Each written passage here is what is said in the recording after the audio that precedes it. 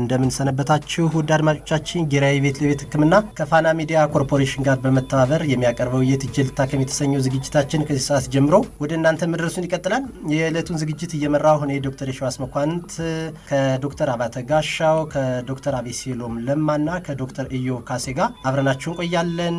ከስቱዲዮ ውጭም ደግሞ ሌሎችን ስፔሻሊስቶችን እያስገባን ጥያቄዎቻችሁን ስናስመልስ እንቆያለን። መረጃዎቻችን እየተከታተላችሁ ጥያቄዎች፣ ሀሳቦች ቢኖራችሁ ደግሞ 0988 15 16 17 ላይ የደውላችሁ መልእክት ላኩ፣ ደውሉ። በአክብሮት ተቀብለን እናስተናግዳችኋለን። አብራችሁን መሆናችሁን በተለያዩ መገናኛ አማራጮች ስለምታረጋግጡልን ምስጋናችን የላቀ ነው።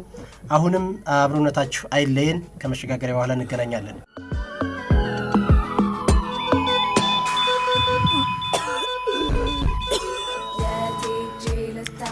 እንደምሰነበታችሁ ዶክተር። አድማጮቻችን በሰላም እንደቆያችሁን ተስፋ እናደርጋለን። አብራችሁን ስለምትሆኑም እናመሰግናለን። ዶክተር አባተ ጋሻው የፋሚሊ ሜዲሲን ስፔሻሊስት፣ ዶክተር አቤሴሎም ለማ የኩላሊት የፊኛና የወንድ መራቢያ አካላት ስፔሻሊስት በጥቁር አንበሳ ስፔሻላይዝ ሆስፒታል አሲስታንት ፕሮፌሰር ነው።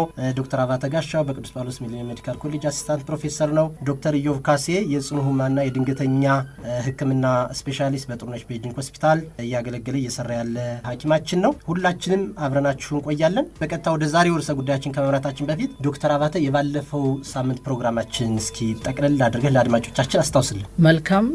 ባለፈው ሳምንት በነበረን ፕሮግራም ላይ ዓለም አቀፉን የኩላሊት ቀን አስመልክተን የኩላሊትን ፋይዳ፣ ኩላሊትን ሊጎዱ የሚችሉ ተግባራትን፣ የኩላሊት ምልክቶችንና ሊወሰዱ የሚገቡ ጥንቃቄዎችን በተመለከተ በኩላሊት ህክምና ስፔሻሊስት ሰፋ ያለ ማብራሪያ ለመስጠት ሞክረናል።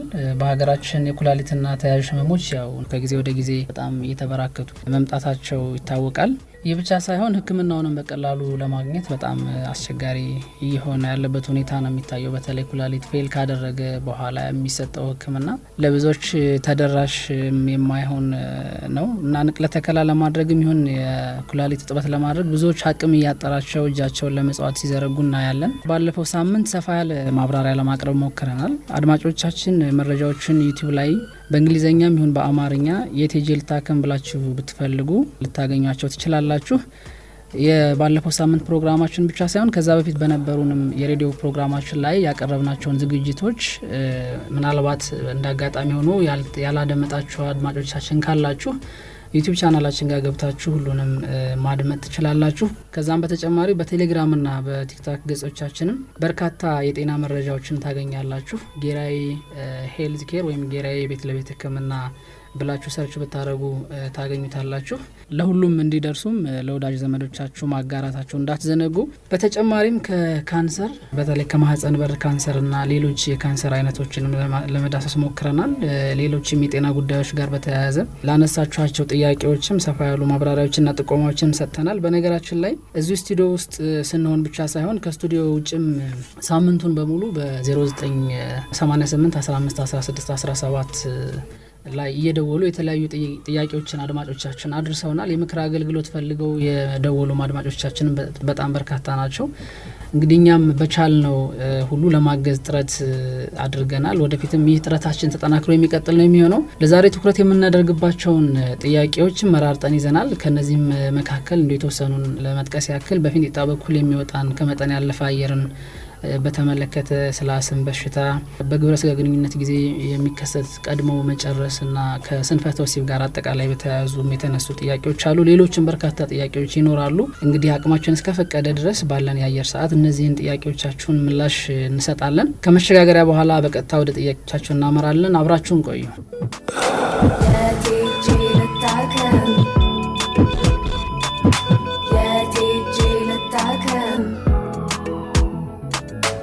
አድማጮቻችን ተመልሰናል። እንግዲህ ቀጥታ ወደ ጥያቄዎቻችሁ ነው የምንሄደው። ስቱዲዮ ውስጥ 4 ስፔሻሊስት ሐኪሞች አለን። ከስቱዲዮ ውጭ የሚሳተፉ ሐኪሞች ይኖራሉ። የምንጀምረው እዚሁ አዲስ አበባ በተላከልን አንድ ጥያቄ ነው። ሰውነቴን ሙሉ ያቃጥለኛል፣ እጅ አካባቢ ያሳክከኛል፣ ምን ሊሆን ይችላል? ረቡን በጉጉት እጠብቃለሁ ነው ያሉን። እኒህ ታካሚ ልዩ የሚያደርጋቸው ሙሉ ሰውነቴን ያቃጥለኛል ነው የሚሉ፣ እጄን ያሳክከኛል፣ ይቆስላል፣ ምን ሊሆን ይችላል ነው የሚሉና ዶክተር ኢዮብ ለአድማጫችን ምን ትላታለህ? የት ሄዳ ትታከም? ጥሩ እሺ አመሰግናለሁ አድማጫችን ለተሳትፎሽ እናመሰግናለን የ28 አመት ወጣት ሴት ናት ሰው የሚሰማት ምልክቶች ቅድም እንደገለጽከው የማቃጠል ስሜት አለ መላ ሰውነቷን እንዲሁም ደግሞ ከሱ ለየት ያለ ደግሞ የማሳከክና እንዲሁም ደግሞ አልፎ አልፎ እጇ ላይ መድማት ነገር አላት ነው ጠቅለል አድርጎ ለመግለጽ የቆዳ ጠቅላላ ሰውነት ማቃጠል ስሜት የሚመጣው አብዛኛው የተለያየ ምክንያቶች ይኖራሉ ዋናዎቹን ለመጥቀስ ያክል ግን አንደኛው የቫይታሚኖች እጥረት ነው ቢ ቫይታሚንስ የምንላቸው አሉ የቫይታሚን ቢዎች አሉ የነሱ እጥረት ሲኖር የሚነራል እጥረት ሲኖር ከዛው የነርቭ ችግር ጠቅላላ የነርቭ ችግር ከጭንቅላታችን ከብለሰረሰ ጀምሮ የነርቭ ችግር ካለ ነርቭ መጨፍለቅ ካለ የዚህ አይነት ስሜቶች ይኖራሉ ከነርቭ ውጭ ስንመጣ ደግሞ የቆዳ መድረቅ ካለ የማቃጠል ስሜት ወይም ደግሞ የማሳከክ ስሜት ይመጣል ከሱ በተጨማሪ ደግሞ የቆዳ ኢንፌክሽን ካለም ሌላኛው ችግር ነው ከሱ በተጨማሪ የስኳር በሽታ በዋናነት ነርቭን ይጎዳል የስኳር በሽታ እንደዚህ የማቃጠል ስሜቶችን ያመጣል በተለይ እጅና እግራችን አካባቢ የሚያቃጥልን ከሆነ የስኳር በሽታ ሊሆን ይችላል ከሱ በተጨማሪ ሌላ ምን ጠቅሳቸው የኤችአይቪ በሽታ ካለ እነሱ ምርመራዎች ማድረግ ያስፈልጋል ስለዚህ ጠቅለል አድርገን ስንገልጻቸው የቆዳና በዋናነት ደግሞ የነርቭ ችግር ነው ሰው ታካሚያችን የጠየቀችን ችግሩ ምን ሊሆን ይችላል የትጀል ታከም ነው ችግሯ ምን እንደሆነ ለማወቅ በተለይ ቀድማ የነርቭ ሐኪም ወይም ደግሞ ኒውሮሎጂስት ያለበት ቦታ ላይ ሄዳ ብትታይ የተሻለ የመጀመሪያ ደረጃ ህክምናውና አስፈላጊ ምርመራዎችን ማድረግ ትችላለች ተገቢውን ህክምና ማግኘት ትችላለች ከሱ ውጭ ከሆነ ደግሞ የቆዳ ሐኪምን ማማከር ያስፈልጋል በዋናነት ግን የቆዳ መድረቅ የሚለውን ነገር በቀላሉ ቤቷ መፍታት የሚችላቸው ነገሮች አሉ ለምሳሌ ቆዳን የሚያደርቁ ሳሙናዎች የምትጠቀም ከሆነ ከሚገባው በላይ ከሁለት ጊዜ በላይ ከዛ በላይ ፊትን መታጠብ ወይም ሌላ ሰውነታችን አካል መታጠብ ካለ ለረጅም ሰዓት ውሃ ውስጥ መቆየት ካለ የአየር ሁኔታው ቀዝቃዛና ነፋሻማ ከሆነ እዚህ ቆዳ መድረቅ ያመጣል ማሳከክና የመሳሰሉት ነገሮች ሊያመጣ ይችላልና ቀላል ምክንያቶች ከሆኑ እንደዚህ ቤቱና እነዚህ ምክሮች በማዳመጥ ወይም ደግሞ ተጨማሪ መረጃ ለማካፈል ከፈለገች በ0988 151617 በመደወል ተጨማሪ ምክሮችን ልንለግሳት እንችላለን ማለት ነው በጣም ጥሩ ዶክተር እዩ አድማጫችን ስለተሳትፎሽ እናመሰግናለን አሁን ዶክተር ኦሊያድ ታረቀኝ በጥቁር አንበሳ ሆስፒታል አሲስታንት ፕሮፌሰር ናቸው የአንገት በላይ ስፔሻሊስት ሐኪም ናቸው እሳቸው በቀጥታ መስመር ላይ ያሉ ዶክተር ኦሊያድ እንደምን አመሹ እንዴት አመሻችሁ ዶክተር ሰላም ነው እግዚአብሔር ይመስገን አንድ አድማጫችን ደውለው እድሜ 44 ነው 13 አመቴ ላይ ጉሮሮዬን አመመኝ መግል ወይም ፈሳሽ ነበረው ፈሳሹ በህክምና ቢንድልኝም ድምጼ ግን እንደታፈነ ቀረ እንደ ልብ ማውራት አልችልም የማወራውን ሰው አይሰማኝም በጣም ተቸግሬያለሁ የት ሄጄ ልታከም ነው የሚሉ አድማጫችንና እድሜያቸውን ተናግረዋል 44 ነው የዛሬ 27 አመት ነው ችግሩ የተፈጠረው ላለፉት 27 አመታት ድምጻቸው ታፍኗል መግል ነበረው ፈሳሽ ነበረው ከዚህ ተነስተው እንዲህ አይነት አጋጣሚ ገጥሞት ያውቃል በጣም ጥሩ ጉሮሮ አካባቢ ላይ የሚሰሩ የተለያዩ አይነት ፕሮሲጀሮች የህክምና ሂደቶች እንደዚህ አይነት ችግርን ሊያስከስቱ ይችላሉ በተለይም ደግሞ ጉሮሮ አካባቢ ላይ የተሰራው ፈሳሽ የነበረው ነገር በተፈጥሮ የሚፈጠሩ አንዳንድ ፈሳሽ ሊያመጡ የሚችሉ እባጮች ይኖራሉ ስለዚህ እነዛን እባጮች ለማውጣት ወይም ደግሞ ለማስወገድ የሚደረጉ ሰርጀሪዎች ወይም ደግሞ ጥገናዎች እዛ አካባቢ ላይ የሚያልፉ ነርቮችና አንዳንድ ነገሮችን ጉዳት ሊያደርሱ ይችላሉ በዛ ሰዓት ላይ ያው የድምጽ ክራችን ጉሮሯችን አካባቢ ላይ እንደመገኘቱ እነዛ ነርቮች መጎዳት በሚገጥም ሰዓት ላይ እንደዚህ የድምጽ መዘጋት አይነት ችግር ሊፈጠር ይችላል እንግዲህ ታካሚያችን የነገሩን በጣም አጭር ሂስትሪ ቢሆንም አጭር ታሪክ ቢሆንም ብዙ የምንጠይቃቸውና እንደምን ችግር መጣ የሚለውን ለመለየት የሚረዱን ብዙ ሂስትሪዎች ያስፈልጉናል ግን እንደው ከተሰጠን ታሪካችን ስንል አንደኛው ምክንያት ይሄ ሊሆን ይችላል በሌላ መልኩ ደግሞ ምናልባት ከተሰራው ችግር ጋር ያልተገናኘ ሊሆን ይችላል ምናልባት የድምጽ ክር አካባቢ ላይ የተፈጠሩ እባጮች ወይም ደግሞ ድምጽ ክር ላይ የሚወጡ ቀላል የሚሆን የከፋ ችግር ሊያመጡ የሚችሉ እባጮች እንደዚህ አይነት ነገርን ወይም ደግሞ የድምጽ መዘጋትን ይዘው ሊመጡ ይችላሉ በአጠቃላይ ግን ታካሚዎችን ማድረግ የሚገባቸው ነገር ምንድነው በአካባቢያቸው የአንገት በላይ ህክምና ስፔሻሊስት የሚኖር ከሆነ በቀላሉ የጉሮሮ ምርመራ ማድረግ ያስፈልጋቸዋል ጉሮሯቸውን እንዲሁም ደግሞ የድምጽ ክራቸውን በአፍንጫ በኩል በሚገባ የቪዲዮ ኢንዶስኮፒ ምርመራ የድምጽ ክራቸው እንቅስቃሴው ምን ያህል ነው እንዲሁም ደግሞ የድምጽ ክሩ ላይ የወጡ እባጮች እንደዚህ አንዳንድ ነገሮች አሉ ወይስ የለም የሚለውን በቀላሉ ማየትና ችግሩ በምን ምክንያት ተከሰተ የሚለውን መለየት ይቻላል መፍትሄው እንደ ችግሩ ሁኔታ መፍትሄው ዘላቂ መፍትሄው ምን መሆን አለበት የሚለውንም በቀላሉ ሊያማክሯቸው ይችላሉ ማለት ነው ስለዚህ እሳቸው ካወሩን ብንነሳ ያኔ መግል ስለነበረው ኦፕሬሽን ተሰርቶ ከሆነና ከዛ ጋር የተያያዘ ከሆነ የመመለስ እድል ይኖረዋል ሙሉ ለሙሉ የመመለስ እድል ላይኖረው ይችላል ስፔሻሊ ነርቭ ተጎድቶ ከሆነ የተወሰነ ያህል የድምጽ ማውጣት አቅም ካላቸው አንደኛው ነርቭ ነው የተጎዳው ማለት ነው ስለዚህ ስራ እየሰራ ያለው ባልተጎዳ በኩል ያለው የድምጽ ክራቸው ነው። እንደዛ ከሆነ ወደ ኋላ መመለስና ድምጻቸውን ማስተካከል ላይቻል ይችላል። ነገር ግን አንዳንድ ጊዜ እንደዚህ ድምጽ መዝጋት ብቻ ሳይሆን ይዞ የሚመጣቸው ደግሞ ከተነፋፈስ ጋር የተያያዙ ችግሮች ሊኖሩ ይችላሉ። በተለይ እንቅስቃሴ በሚያደርጉበት ሰዓት፣ ረጅም የእግር ጉዞ ወይም ደግሞ ህንጻ በእግር በሚወጡበት ሰዓት ላይ አተነፋፈሳቸውም የሚከብዳቸው ሁኔታ ሊኖር ይችላል፣ ድምጽ ክር ባለመንቀሳቀሱ ምክንያት ማለት ነው። እነዚህ ችግሮች ግን አብረው የሚኖሩ ከሆነ በሕክምና መፍትሄ ሊያገኝላቸው ይችላል። ዶክተር ኦሊያድ ታረቀኝ በጥቁር አንበሳ ስፔሻላይዝድ ሆስፒታል አሲስታንት ፕሮፌሰርና የአንገት በላይ ስፔሻሊስት ሐኪም ስለሰጡ ማብራሪያ እናመሰግናለን። ዶክተር ኦሊያድ ታረቀኝን ማግኘት የምትፈልጉ 0988 15 16 17 ላይ ደውላችሁ ልጠይቁን ትችላላችሁ። መልካም ምሽት ይሁንልዎት ዶክተር። እኔም አመሰግናለሁ ዶክተር ይሻስ። እሺ አድማጮቻችን 0988 15 16 17 ላይ የደውላችሁ ተሳተፉ፣ ጥያቄዎቻችሁን ላኩ። አሁን ቀጥታ ወደ ዶክተር አቤሴሎም ለማ እንዳለን። ዶክተር አቤሴሎም ለማ በጥቁር አንበሳ ስፔሻላይዝድ ሆስፒታል የኩላሊት የፊኛና የወንድ መራቢያ አካል ስፔሻሊስት ሐኪም ናቸው። ባለፈው በድምጽ ሞገድ ብቻ የኩላሊት ጠጠሮችን እየፈረካከሰ የሚያስወጣ መጠናቸውን ወይም ደግሞ ሳይዛቸውን እየቀነሰ በሽንት መልክ የሚያስወጣ አንድ መሳሪያ ነግረናችሁ ነበር፣ ሾክዌቭ ሊቶትሮፕሲ።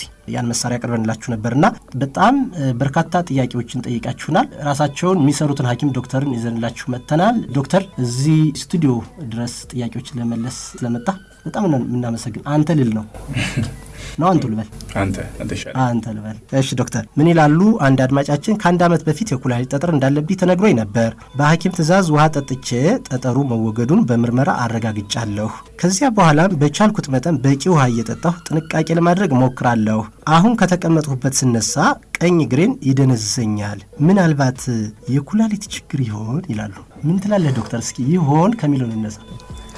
እሺ አመሰግናለሁ። ታካሚያችን አሁን የጠየቁን ጥያቄ ብዙ ጊዜ የሚያጋጥመን አይነት ነገር ነው። ጎናችንን እግራችንን ሲያመን ያው ሰው እናንተም የዛሬ ሳምንትም ስታነሱት እንደነበረው የኩላሊት ህመም በጣም ይፈራል።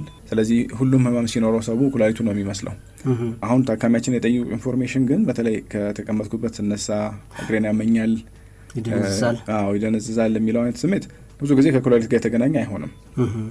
በተለይ ደግሞ ጠጠር ሲሆን ህመሞቹ እንደው ጠጠር አንዳንድ ጊዜ ህመም አያመጣም፣ አንዳንዴ ግን ያመጣልና ህመም ሲኖረው የሚኖረው ህመም ወደ እግር የሚሄድ አይደለም። አብዛኛውን ጊዜ ጎን ላይ የሚሰማ፣ አንዳንድ ሰዎች ላይ ወደ ሆዳቸው ወደ ላይኛው የሆዳችን አካል ወይም ወደ ታችኛው የሆዳችን አካልና ወደ ዘር ፍሬ ምናምን ሊሄድ የሚችል አይነት ህመሞች ናቸው እንጂ ወደ እግር ብዙ ጊዜ አይሄድም። ስለዚህ የኩላሊት ጠጠር በደም ግልጽ እንዲሆን የት ላይ ጎናችን ላይ አንድ የላይኛው የሆዳችን አካል እና ወደ ታችኛው የሆዳችን አካል እስከ ከእምብርታችን በታች አንዳንድ ጊዜ እስከ ዘር ፍሬ ምናምን ወደዛ ሊሄድ ይችላል። ከዛ ጋር አብሮ ያው እንግዲህ ሽንት ላይ ደም መቀላቀል፣ የማቅለሽለሽና የማስመለስ ስሜቶች አብሮ ሊመጡ ይችላሉ። ህመሙ ወደ እግር የሚሄድ ከሆነ የነርቭ ህመም ላይ መሆን ቻንሱ ከፍተኛ ነው። ግን ያው የነርቭ ህመምም ጎናችን ላይ ስለሚሰማን ብዙ ጊዜ እኔ ጋር ለምሳሌ የነርቭ ህመም ኖሯቸው ኩላሊታቸውን እየመሰላቸው የሚመጡ ሰዎች ይኖራሉ። የነርቭ ህመም ሐኪም የሆነው ባልደረባዬ ጋር ደግሞ የኩላሊት ጠጠር ያላቸው ሰዎች ይሄዳሉ።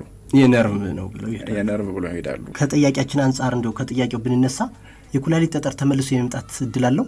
አዎ የኩላሊት ጠጠር ያው አንድ ጊዜ አንድ ሰው ላይ ከመጣ በ10 ዓመት ደግሞ የመምጣት እድሉ ከፍተኛ ነው። ወደ 50% አካባቢ ሊደገም ይችላል። በጣም ብዙ ቁጥር ነው። አዎ ብዙ ቁጥር ነው። ምክንያቱ ደግሞ ያው ኩላሊት ጠጠር የሆነ የአንድ ውስጣዊ ችግር ምልክት ነው። ስለዚህ አንድ ሰው ኩላሊት ጠጠር ሲኖረው ወይም ሲፈጠርበት ወይ ካበላሉ ከሚበላቸው ነገሮች ወይ በቂ ውሃ ካለመጠጣት፣ አንዳንድ ጊዜ በዘርም የሚተላለፉ ኩላሊት ጠጠር እንዲሰራ የሚያደርጉ ሰውነታችን ውስጥ ያሉ ችግሮች ሊኖሩ ስለሚችሉ ተመልሶ ይመጣል። ጠጠሩ ብናከመውም ብናስወግደውም ያን ነገር ካላስተካከል ነው ተመልሶ አዲስ የመፍጠር እድሉ ከፍተኛ ነው። ከሰው ሰው ይለያያል። በተለይ እንደዚህ በደንብ ሰውነታችን ውስጥ ባሉ የኬሚካል ችግሮች የሚፈጠረው ከሆነ ቶሎ ራሱ ጠጠር ሊሰራ ይችላል። ስለዚህ ያን ነገር ደግሞ ጠጠሩን ራሱ በመመርመር ስፔሻል የሆኑ ማሽኖች አሉ። ጠጠሩን በመርመር ሽንቱንም ራሱ ኦልሞስት የ24 ሰዓት ሽንት ሰብስበን በመመርመር ምክንያቱ ምን እንደሆነ ለማረጋገጥና እሱን ማስተካከል ብንችል በተደጋጋሚ የሚመጡትን ጠጠሮች መከላከልም እንደ ሕክምናው አካል ይሆናል ማለት ነው።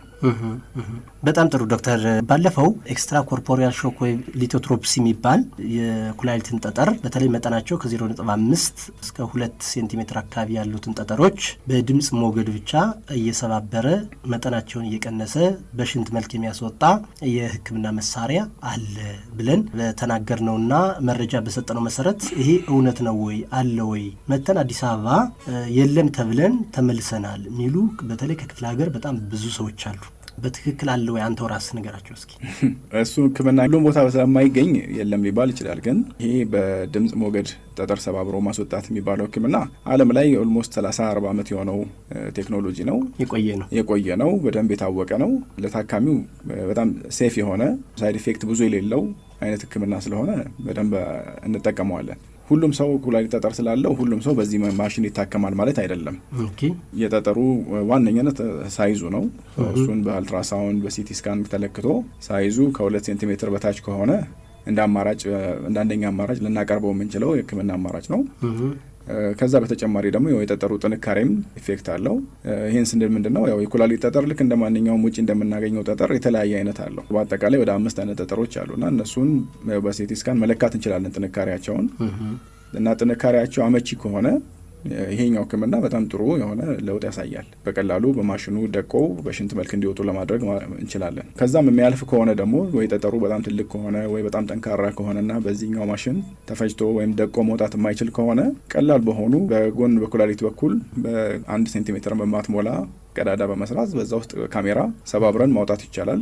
ያ ደግሞ ያው ድሮ ይሰራ ከነበረው ኦፕሬሽን በጣም የተሻለ ለታካሚውም ኦልሞስት በ1 ሳምንት ውስጥ ወደ ኖርማል ስራው መመለስ የሚችል ሊያደርግ የሚችል እና ያው ዓለም አቀፍ አሁን በየትኛውም ሀገር ቢኬድ የሚሰራው ህክምና እነዚህንም ህክምናዎችን እንሰጣለን እኛ። በጣም ጥሩ ዶክተር፣ አድማጫችን ጥያቄያቸው የተመለሰላቸው ይመስለኛል። አድማጮቻችን ፋና ኤፍኤም 98.1 ላይ ናችሁ። የትጅል ታከሚ ነው ፕሮግራም ነው እየተከታተላችሁ ያላችሁ። በ0988 15 16 17 እየደወላችሁ ተሳተፉ፣ መልእክት ላኩ። ቀጣይ ወደ ዶክተር አባተ ልመጣ ነው። ሰላም ዶክተር ይላሉ አድማጫችን። ሰላም ዶክተር፣ ሆዴን በጣም ያመኛል፣ ይነፋኛል፣ ከልቤ በታች የሆዴ መጀመሪያ ላይ ይደነዘኛል፣ ሌላ ደግሞ አየር ወደ ታች ይለቅብኛል፣ እድሜ 26 ነው ይላሉ። ሌላኛው አድማጫችን ተመሳሳይ ጥያቄ ነው። ሆዴ ይጮሃል፣ አብዛኛውን ጊዜ አየር ይበዛብኛል፣ ዳቦ ስበላ ያተኩሰኛል፣ እንደ ተቅማጥ ሁሉ ያደርገኛል፣ ምን ይሻለኛል? የት ልሂድ?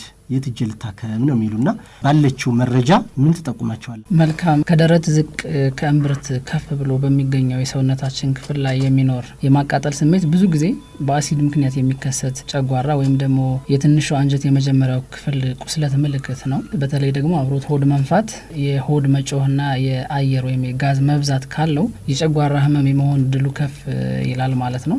አልፎ አልፎ አንዳንድ ሰዎች ላይ ጀርባን ማቃጠል፣ አሁን ያልነው ስሜት ሲነሳ ጨጓራ ያልነው ስሜት ሲነሳ ጀርባን ማቃጠል፣ አንዳንዴ ሙሉ ሰውነት፣ አንዳንዴ ደግሞ የእጅ መዳፍን ብቻ ለይቶ ማተኮስና የማስገሳት ምልክቶችም ይኖሩታል። እንደየሰው ቢለያይም አንዳንድ ሰዎች ላይ አልኮል መጠጣት፣ ቡና፣ በርበሬና ቅመም የበዛበት ምግብ፣ አልፎ አልፎም ደግሞ አድማጫችን በተለይ ዳቦ ስበላ ያተኩሰኛል ነው ያሉትና ማቃር ነገር እንደዛ ነው የሚመስለው።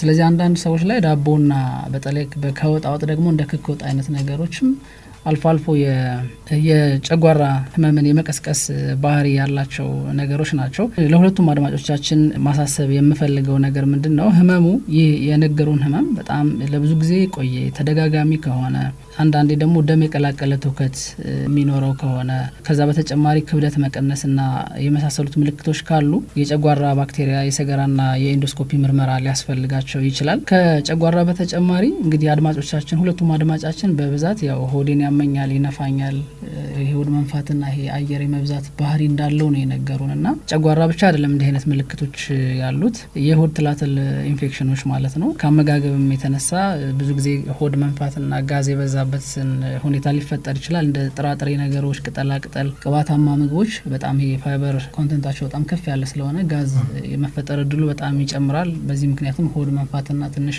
ሆድ አካባቢ ላይ ምቾት አለመሰማት ሊኖራቸው ይችላል። አንዳንዴ ደግሞ ቶሎ በጣም ከልክ በላይ የሆነ ጉርሻ የሚጎርሱ ሰዎችም ላይ አብረው አየር ስለሚያስገቡ በዚህ አጋጣሚ ይሄ አየር የመግባትና ይሄ ጋዝ የማለት ነገሩ ሊኖር ይችላል። እንግዲህ እጅን መጥኖ መጉረስ፣ ተረጋግቶ መጉረስም አመጋገብን ማስተካከል ጥሩ ነው። አንዳንዴ የሆድ ድርቀት ሲኖር፣ ቃር ሲኖር እንደዚህ አይነት የሆድ መንፋትና እንደዚህ አየር መብዛትን ሊያመጡ ይችላሉና እኒህ አድማጮቻችን ሌሎችም ይህን ፕሮግራም የሚከታተሉ አድማጮቻችን እንዲህ ያሉ ምልክቶች ካሏቸው የበለጠ ሕክምናና ለማግኘትና ምክሩንም ለማግኘት እንግዲህ ያው በ0988 15 16 17 ጋር ይደውሉልን። እኛ ጥያቄዎቻቸውን ለማስተናገድና አገልግሎቱን ለመስጠት ሳምንቱን ሙሉ ዝግጁ ነን።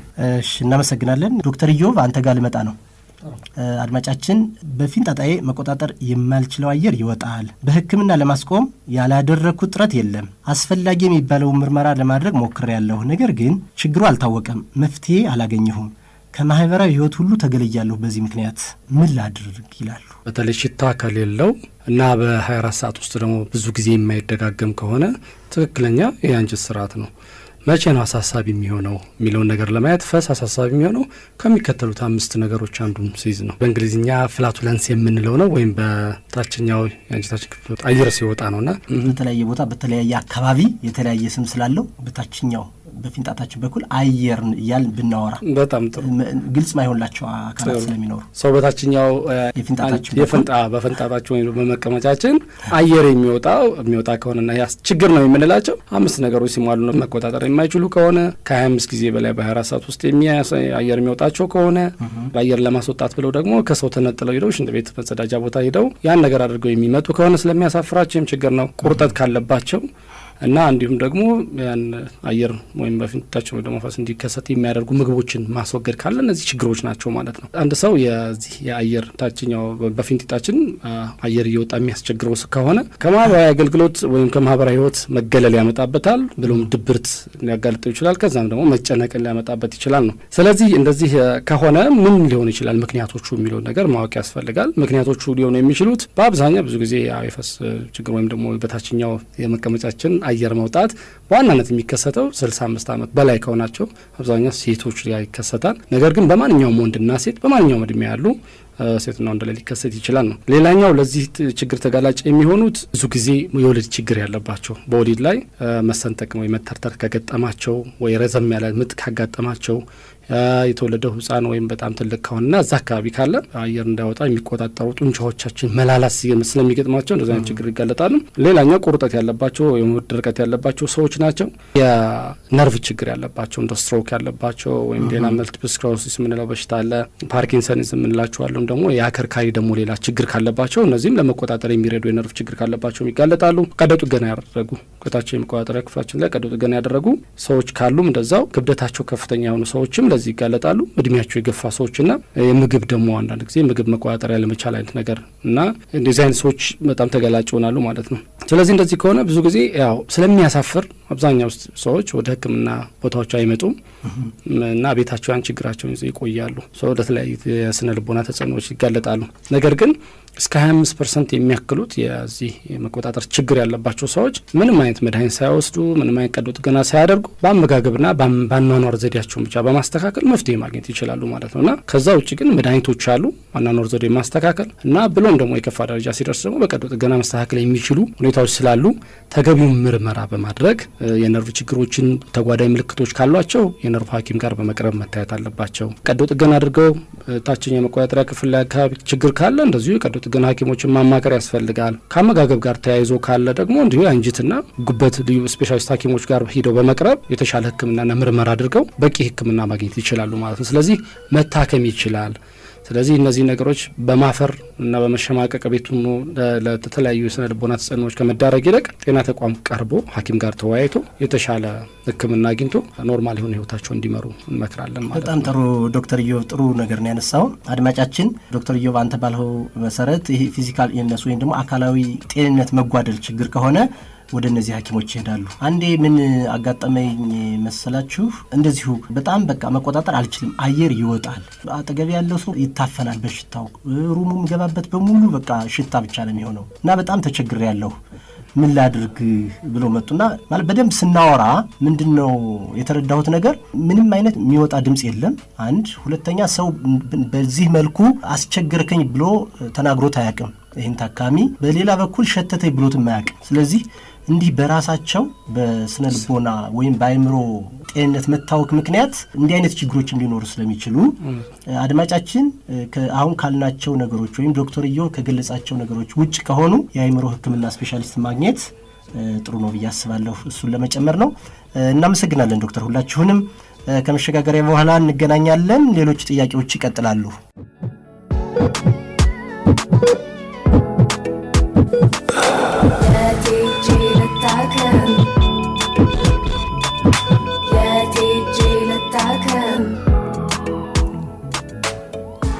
ተመልሰናል አድማጮቻችን። ይህ የት እጅ ልታከም የተሰኘ ፕሮግራማችን ነው። ፕሮግራማችን ዘወትር ረቡዕ ከምሽቱ 2 ሰዓት እስከ 3 ሰዓት የሚተላለፍ ፕሮግራም ነው። በዚህ ፕሮግራም ውስጥ እስካሁን እንደሰማችሁት የአድማጮች ጥያቄዎች ይመለሳሉ። እዚህ ስፔሻሊስት ሐኪሞች ስቱዲዮ ውስጥም ከስቱዲዮ ውጭም ማብራሪያዎችን ይሰጣሉ።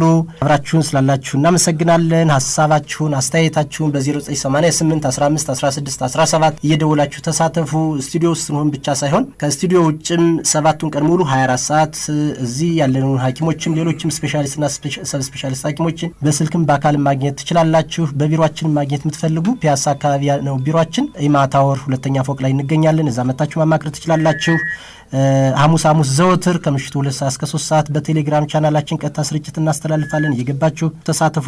አድማጮቻችን ሁሌም አብራችሁን ስለምትሆኑ እናመሰግናለን። አሁን ቀጣይ ወሲባዊ ጤንነት መታወክ በተመለከተ ወይም በተለምዶ ብዙ ጊዜ ስንፈተ ወሲብ ስለምንለው ሰፋ አድርገን እናወራለን። ይህም በተመለከተ ራሱን የቻለ ስፔሻሊስት ይዘንላችሁ መጥተናል። ዶክተር አቤሴሎም አሁንም ወደ አንተ ልመጣ ነው። በርካታ ጥያቄዎች ናቸው፣ ግን አንዱን ጥያቄ እንደማሳየል አቅርብ እና ወደ ውይይታችን እንሄዳለን። ጥያቄያችን ምንድነው የሚሉ ከሴት ጋር ግንኙነት ለማድረግ ስፈልግ ቀድሞ ፈሳሽ እየፈሰሰኝ ግንኙነት ማድረግ አልቻልሁም። በዚህ የተነሳ ከፍቅረኛዬ ጋር ተጣልቻለሁ።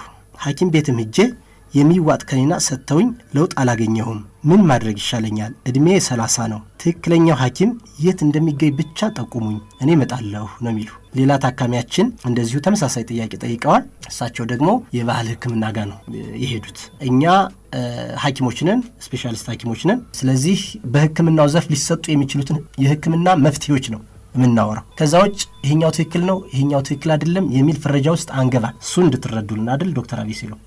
ታከማል ወይስ አይታከም? ስንፈተ ወሲብ ይታከማል። በጣም ጥሩ። እንዴው ስንፈተ ወሲብ ከምንለው የወሲባዊ ጤንነት መታወክ ብንለው ሰፋ አድርገን ለመወያየት ሴክሹዋል ዲስፋንክሽን ብዙ ጊዜ እንዲህ አይነት ነገሮች ሴትም ላይ ወንድም ላይ ይከሰታል። አንተ የሚያጋጥሙ ታካሚዎች ምን አይነት ናቸው? በብዛት እንግዲህ እኔ የወንድ መራቢያ አካላት ስፔሻሊስት እንደመሆነ መጠን በወንዶች ላይ የሚከሰት የወሲብ መታወክ ነው የሚመጡት። ስለዚህ በብዛት እኔ ጋር የሚመጡት ወንዶች ናቸው።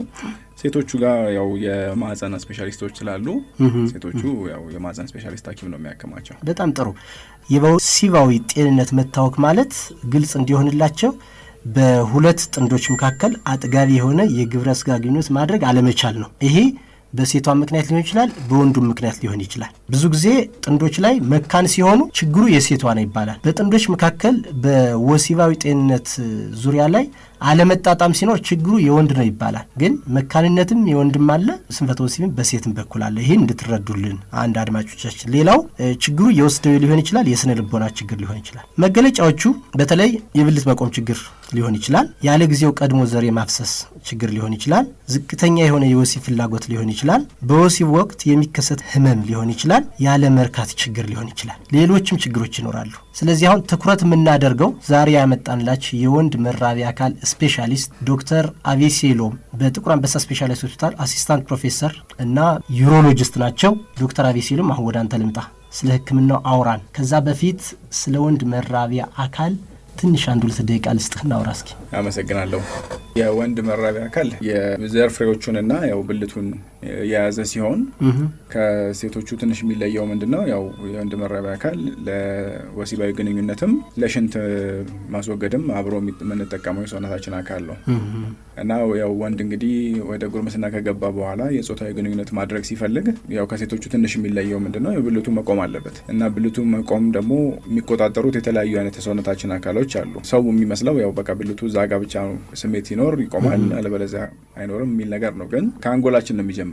አንጎላችን ልክ ለራሱ የተወሰነ ቦታ አለው እና ያ የአንጎላችን አካል ወንዱ ግንኙነት ማድረግ በፈለገ ሰዓትና ፈቃደኛ በሆነ ሰዓት ትእዛዝ ይልካል። ያ ትእዛዝ ያው በአንጎላችን ወርዶ በአከርካሪያችን ወርዶ በነርቮች ወደ ብልታችን ይመጣል እና ብልታችን ያው የወንድ ብልት የሚቆምበት ዋነኛው ምክንያት ያው ደም በደንብ መግባት ሲችል ነው። ስለዚህ ትናንሽ ደም ስሮች አሉ ብልታችን ውስጥ ያሉ።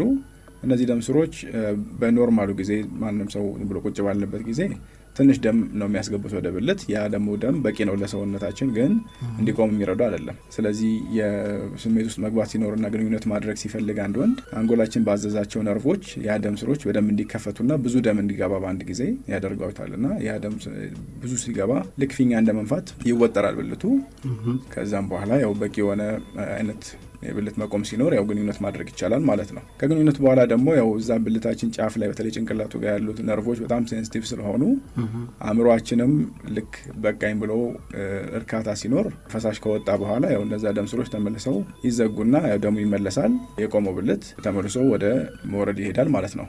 ስለዚህ አንድ ሰው የብልቱን መቆም ችግር ካለበት እነዚህ ችግሮች በሙሉ ከየቱም ቦታ ሊጀምር ይችላል። ከአንጎላችን የሚጀምር ነገር ሊሆን ይችላል። በአደጋም ይሁን በምንም ይሁን አእምሯችን ላይ ችግር ካለ፣ አከርካሪያችን ላይ ችግር ካለ፣ ነርቮቻችን ከተጎዱ እነዚህ ነገሮች በሙሉ የብልት መቆም ችግር ሊያመጡ ይችላሉ። አንዳንድ ሰዎች ላይ ደግሞ አእምሯችን ላይ ፊዚካል የሆነ ችግር ባይኖርም በሽታ ባይኖረውም ስትሬስ ካለ፣ በተለይ ከግንኙነት ጋር የተያዘ ስትሬስ ካለ፣ ከግንኙነት ጋር የተያዘ ስትሬስ ስንል ለምሳሌ ትዳር ላይ ከሆነ ትዳሩ ችግር ካለበት፣ መኮራረፍ ካለ ወይ ጥፋተኝነት ስሜት ካለ አሁን አንዳንድ ሰዎች ያው እንግዲህ ሰው ናቸውና ወይ ከትዳር ውጪ ሌላ ነገር ያደርጋሉ ምናምንና ያ ነገር ያው እነሱ ብዙም ቅር ያላቸው ባይመስላቸውም ግን አእምሯቸው ውስጥ ሁልጊዜ የሚያብሰለስሉት ነገር ከሆነ ቤታቸው ሲመጡ ያንን ጥፋተኝነት ስሜት ስለሚይዝ ጭንቅላታቸው ብልት አለመቆም ምናምን ቢሌላቸው ይችላል አእምሯቸው ስለማይፈቅድ። አንዳንዱ ሰው ስራ ላይ ስትሬስ ይኖረዋል፣ ለባለቤቱ የማይገልጸው ለሌላ ሰው የማይናገረው ጭንቀት ይኖረዋል። ያን ነገር ጭንቅላቱ ውስጥ እስካረገ ድረስ ሰውነቱን ሪላክስ አድርጎ ግንኙነት ለማድረግ ብልቱ መቆም ችግር ሊኖሮች ይመጣል። በተለይ አዲስ ግንኙነት የሚጀምሩ ሰዎች፣ አዲስ ትዳር ላይ ያሉ ሰዎች እነዚህም ልክ በጣም ፍራቻ፣ ጭንቀት ሊኖራቸው ይችላል። እኔ ከባለቤቴ ጋር ምን ያህል መቆየት አለብኝ፣ አረካታለሁ ወይ ምናምን የሚለውን ነገር ገና ግንኙነቱን ሳይጀምሩት የሚያስቡት ከሆነ በዛ ምክንያት ራሱ አእምሯቸው በጣም ውጥረት ውስጥ ገብቶ እምቢ ሊል ይችላል። እንደዚህ ነገሮች ምናቸው ብዛት ያው ከታካሚ ስለሚለያይ ያው እንደዚህ አይነት ችግር አለኝ ብሎ ሲመጣ አንድ ሰው እነዚህ ነገሮች እናወያየዋለን። እንደዚህ አይነት ብልት የመቆም ችግር ድንገት ነው የሚመጣው። ስለዚህ ሰሞኑን ደህና የነበረ ድንገት ደግሞ በሳምንታት ውስጥ በቀናት ውስጥ ጥፍት ብሎ የሚያስቸግር ከሆነ ብዙ ጊዜ ከስነ አእምሮ ጋር የተገናኘ የመሆን ቻንሱ ከፍተኛ ነው። ከዛ ባለፈ ግን የነርቭ የጭንቅላትም ሆነ የአከርካሪ በሽታዎች ካሉ የሚታወቁ አደጋ ከደረሰ እነዚህ ነገሮች ካሉም ያው ስንፈተ ወሲብ ሊመጡ ይችላሉ። ከዛ ባለፈ ያው ደም ስሮች እንደተባባልነው ከነርቮቹ ጤነኛ ቢሆኑና ወደ ደም ስሮቹ ከሄድን በዋነኝነት ደም ስሮችን የሚያጠቡ በሽታዎች ብልት የመቆም ችግር ሊያመጡ ይችላሉ። ከዚህ ውስጥ ደግሞ ያው የሚታወቁት እንግዲህ የኮሌስትሮል ችግር፣ የስኳር በሽታ እነዚህ ነገሮች በጣም ኮመን ናቸው እኛ ሀገር እና ሰውም ያው በትክክል በተለይ የማይታከም ከሆነ ስኳሩ ወይ ኮሌስትሮል በትክክል የማይታከም ከሆነ ብልታችን ውስጥ ያሉትን ትናንሽ ደም ስሮች ስለሚያጠባቸው በቂ ደም አይገባም። ስለዚህ ታካሚው ፍላጎት ቢኖረውም ስትሬስ ባይኖረውም ቀስ እያለ ቀስ በቀስ እነዚህ ደም ስሮች እየጠበቡ የብልት የመቆም አቅሙ እየቀነሰ አንዳንድ ጊዜ ሙሉ ምርመራ ይችላል። የደም ስር መጥበብ የደም ስር መጥበብ ምርመራ አለው። ከለር ዶፕለር አልትራሳውንድ ይባላል።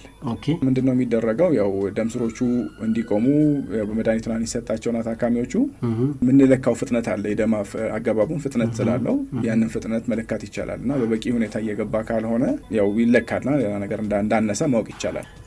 አንድ የመጨረሻ ነገር እንግዲህ ሕክምናው በስነ ልቦና በንግግር ሕክምና ወይም ሳይኮቴራፒ በምንለው በመድኃኒት በቀዶ ሕክምና ይታከማል አይደለ? ሕክምናውን ለመወሰን ከታካሚው ጋር መነጋገር ያስፈልጋል። እንደምታውቀው የስነ ልቦና ችግር ነው ብለን ካሰብን የስነ ልቦና ሐኪም ጋር ቁጭ ብሎ መነጋገር ራሱ አንዳንድ ጊዜ መፍትሄ የሚሆንባቸው ጊዜዎች አሉ። ችግሩም እንደሆነ ያው መለየት የሚቻልበት መንገድ ስላለ ማለት ነው። ከዛ በኋላ ግን በተለይ በስነ ደዌ ችግር ከሆነ ለምሳሌ ደም ቱቦ መጥበብ እንደዚህ ነገሮች ከሆኑ የመጀመሪያ ሕክምናዎች ያው ኪኒኖች አሉ።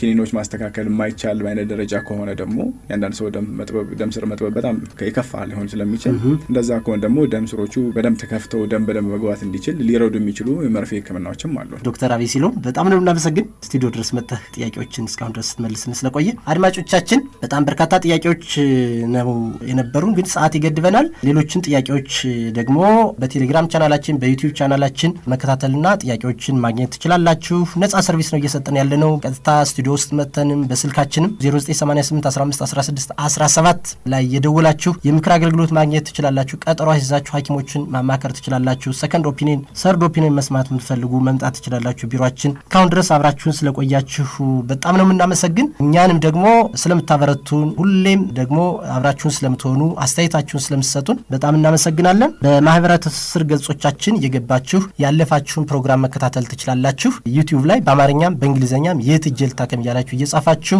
መልእክቶችን ከዛ መውሰድ ትችላላችሁ። የት ሄዳችሁ መታከም እንዳለባችሁ ጥቆማ የምትፈልጉ የተቸገራችሁ ይህንን ፕላትፎርም ወይም ደግሞ ትስስር ገጾች መጠቀም ትችላላችሁ። ሌሎችም አብራችሁ መስራት የምትፈልጉ ተቋማት በ0988 15 16 17 ላይ እየደወላችሁ ቢሮአችንም ፒያሳ ሪቨከንቱ አካባቢ ኢኤምኤ ታወር ሁለተኛ ፎቅ ቢሮ ቁጥር 206 ላይ እንገኛለን። መታችሁ ማናገር ትችላላችሁ። በዚህ በየት ሄጄ ልታከም ፕሮግራም ላይ ምርትና አገልግሎታችሁን ማስተዋወቅ የምትፈልጉ ከጤና ተቋማት ውጭ ያላችሁ ተቋማትም እንዲሁ በእኛም ቢሮ በፋና ሚዲያ ኮርፖሬሽን ዋና ቢሮ መታችሁ ማነጋገርና ምርትና አገልግሎቶቻችሁን ማስተዋወቅ ትችላላችሁ። 30 ሰከንድ ልስጣችሁና አድማጮቻችን ምን ትሏቸዋላችሁ? ዶክተር አባተ። መልካም አድማጮቻችን፣ በስቱዲዮ ተገኝተን ከምንሰጠው ማብራሪያ በተጨማሪ በርካታ ጥያቄዎችን በቴሌግራም፣ በቲክቶክም፣ በዩቲዩብም ቻናሎቻችን የማህበራዊ ትስስር ገጾቻችን ስለምናደርስ ብዙዎቹ ጥያቄዎች እዛ ጋር ምላሻቸውን አግኝተዋልና መለስ ብለው ገብተው እነዚህን ማህበራዊ ትስስር ገጾቻችንን ይከታተሉ። ዶክተር አቤሲሎ አንድ ነገር ተናገር ከተባልኩኝ ይሄ ስለ ስንፈተ ወሲብ ዛሬ እያወራን ከሆነ የወንድ ብልት መቆም ችግር እያወራን ከሆነ የአእምራዊ ነገሩን ያው እያንዳንዳችን ላይ መስራት ያለብን ቢሆንም የስነ ደዌ የተባባልነውን ነገር በተለይ በጣም ብልት የመቆም ችግርን የሚያመጡት ስኳር፣ የኮሌስትሮል እና የደም ግፊት በሽታ እንደመሆናቸው መጠን ያው እነዚህ ነገሮች እንዳይከሰቱብን ጤነኛ የሆነ አኗኗር ዘይቤ ማድረግ እንዳለብን ነው ማስተላለፍ ፈልገው። በጣም ጥሩ። እንደውም እኔ አሁንም ደግሜ የምናገረው የባህል ሕክምና ያድናል አይድን ፍረጃ ውስጥ አንገባም። ግን በጣም ብዙ ችግር ደርሶባቸው መውሰድ ማይገባቸውን ነገር ተቀብተው መውሰድ ማይገባቸው መድኃኒት ወስደው ብዙ ችግር ደርሶባቸው የሚመጡ ሰዎች ጥንቃቄ ማድረግ ያስፈልጋል ማለት ነው። ዶክተር ኢዮ እሺ፣ ለአድማጮቻችን አሁንም በድጋሚ ማሳሰብ የምወደው ነገር ምንድን ነው፣ ሁልጊዜ ጥያቄያችሁን ስታቀርቡ ጥያቄዎቻችሁን ዘርዘር አድርጋችሁ እስከ ተጓዳኝ ምልክታቸው እድሜያችሁን፣ ጾታችሁን ሳትረሱ ምልክቶቹ በደንብ አባምጣችሁ ሙሉ መረጃ ስጡን፣ አጠር ያለ ስጡን። ዶክተር ኢዮ በጣም እናመሰግናለን። ስለዚህ አድማጮቻችን እስካሁን አብራችሁን ስለቆያችሁ እናመሰግናለን። በ0988 15 16 17 እየደውላችሁ 7 ቀን ሙሉ የምክር አገልግሎት ማግኘት ትችላላችሁ። ሰላም ሰንብቱልን። ቸር ቆዩን።